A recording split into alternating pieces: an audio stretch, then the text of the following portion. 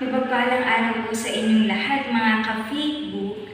Ako po si Angela Pulvera, ang inyong Gospel Sharer sa araw na ito. Ngayon po pagnilayan natin ang Ebanghelyo ayon kay San Juan, Kabanata 16, mga talata 29 hanggang 33. Napakaganda ng sinabi ni Jesus dito, I am not alone, for the Father is with me. O maaari nating sabihin, I am not alone, God is with me. Maaaring maraming beses na nating naranasan na tayo ay nag-iisa.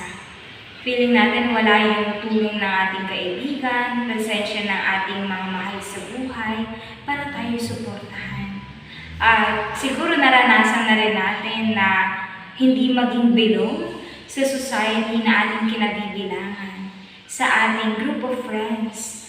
Pero kahit na ganun pa man, pinapaalala sa atin ng Jesus na hindi tayo nag-iisa. Lagi natin siyang kasama. Maaaring nag-iisa tayo sa paningin ng mga tao, maaaring nag-iisa tayo sa paningin ng mundo, ngunit lagi natin kasama ang Diyos.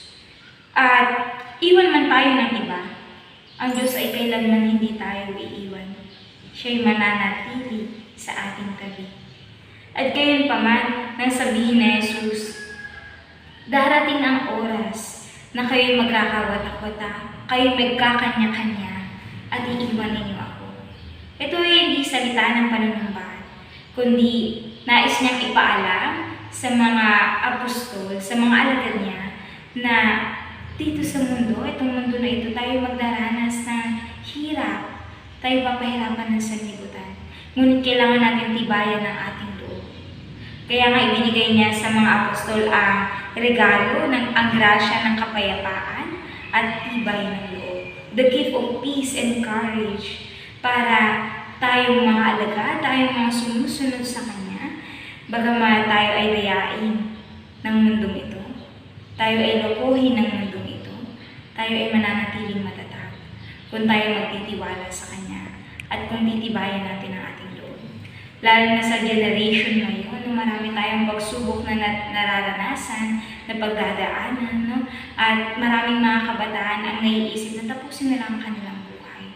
Ngunit ito, kailangan natin tibayan ang ating loob. Para katulad ni Jesus, tayo din ay magtagumpay, tulad ng tagumpay na nakamit niya. Kaya nga, yun po ang pagtatapos ng ating pagninilay sa araw na ito.